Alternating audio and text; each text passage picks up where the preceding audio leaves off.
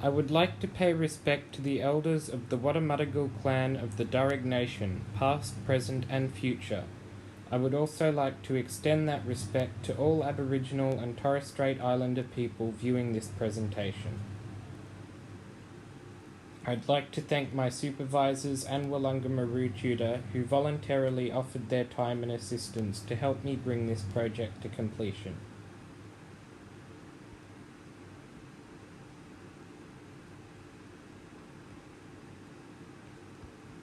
I'm Budjarn Lambeth, a Bundjalung man and third-year undergraduate student studying environmental management. I was diagnosed with autism at age 8. Autism is complicated and no two people on the spectrum are the same, but for me personally the biggest challenge has been sensory overload. Certain specific sounds and other sensations cause me intense distress. This has worsened in the last 2 years, which I suspect is due to all the background noise in the city. My project is a pilot study investigating the effects of environmental background noise on ground-dwelling invertebrates. The reason I wanted to study this is I'm personally aware of the level of background noise in the environment, but animals also suffer detrimental effects, and I wanted to use my unique perspective to improve our understanding of how they are affected. There have been many studies into the effect of background noise on animals. Coppola found that background noise in many animal shelters causes chronic stress to dogs. Blickley and Patricelli noted exposure to loud environmental noise causes temporary or permanent hearing impairment to birds. Radel noted that aircraft noise leads to distress and stampeding among terrestrial vertebrates. And here are some more findings regarding the effect of background noise on animals. It's clear from these findings that environmental background noise detrimentally impacts animals in general, but there's a gap in our current knowledge of the issue. Little is known about the effect of background noise on invertebrates. Considering invertebrates are significant primary consumers in most food webs, this is an important gap to fill if we want to fully comprehend and manage the impact of noise on ecosystems. A single project couldn't study all invertebrates on Earth, so my aim in this study was to examine whether there's a correlation between environmental background noise and the abundance of ground-dwelling invertebrates at Macquarie University Ecology Reserve. 9 sites were chosen at the reserve. At each site a quadrat was marked out. The number of invertebrates within the quadrat was counted and recorded. The level of background noise at each site was measured with this sound level meter. GPS coordinates of each site were recorded using MapPad. Statistical analyses were performed with Google Sheets. A quadratic regression test was performed. This test looks for a hyperbolic or U-shaped relationship. This kind of test relies on the 4 assumptions listed on this slide. I used visual inspection to test these to reduce the chance of human error in the calculations. For both background noise and background noise squared, a p-value of less than 0.05 was found, so the null hypothesis was rejected. This means I did find evidence of a hyperbolic relationship between environmental background noise and ground-dwelling invertebrate abundance.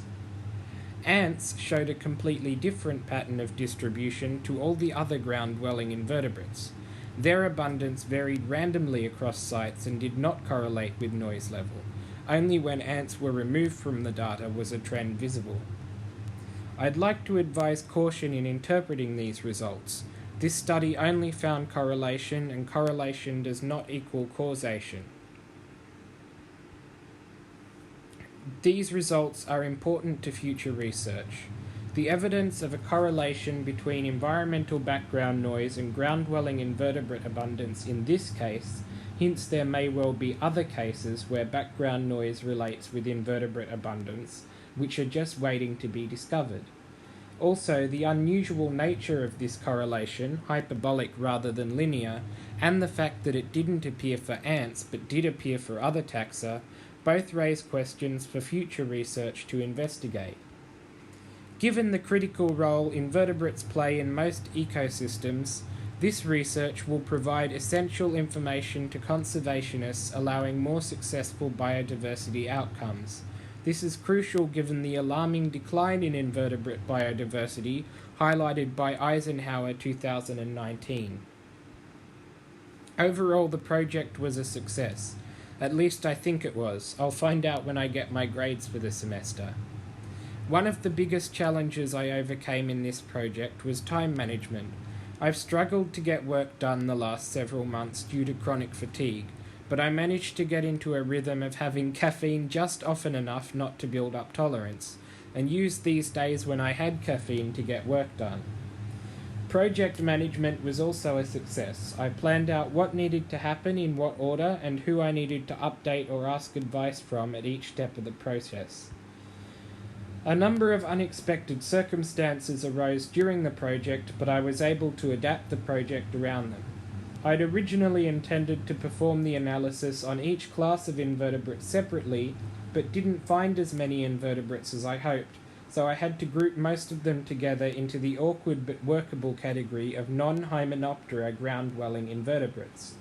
I also originally intended to use a linear regression test, but when I plotted the data it looked hyperbolic in nature, so I had to use a different test than intended and rewrite the appropriate sections of the report accordingly. Every rose has its thorn, and my study had lots of thorns, but I'm pointing them out, so hopefully you won't mark me down for them. The biggest failure was collecting insufficient data. There were enough sites, but not enough invertebrates at each site to provide numbers as large as I hoped, which resulted in data with very low reliability. As mentioned, I've been having chronic fatigue, and I did allow this to hold me back. Had I been operating at 100%, I probably would have done the experiment over to address the insufficient data. The autism was also a problem.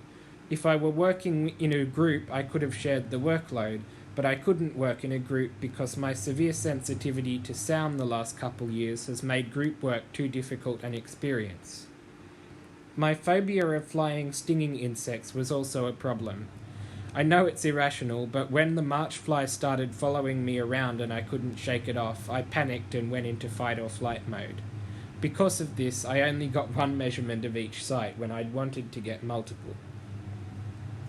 There are a number of ways I would improve the project were I to repeat it with the knowledge I've gained. Improved sampling methods are the biggest improvement I would make. I would use pitfall traps to catch more invertebrates at each site, which would greatly improve the reliability of the results. I would also select 9 additional sites on a trail from close to the waterfall to far from the waterfall. This would help make us more confident that there really is a correlation between noise and invertebrate abundance, rather than just some other factor which happens to vary with distance from the motorway. The key conclusion was, except for ants, there is a correlation between environmental background noise and ground-dwelling invertebrate abundance at Macquarie Uni Ecology Reserve. The main recommendation I can make based on this research is that research institutions should allocate more funding to studies into the effect of environmental background noise on invertebrates. The strange shape of the correlation and unexplained difference between ants versus other ground-dwelling invertebrates shows how much we still don't know. If an undergrad student getting chased around an ecology reserve by a fly can make 2 such intriguing discoveries, imagine how much actual biologists could discover, and how useful that information could be to conservationists and urban planners trying to figure out how best to care for the environment. I'd once again like to thank my awesome supervisors John Macris and Korsar Khan for their help with this project, and thank my awesome Wollonga tutor Bridget Campbell. I'd also like to thank Slides Carnival and BHL for the snazzy presentation template, and I'd like to thank you for taking the time to hear about it. I hope you found it interesting.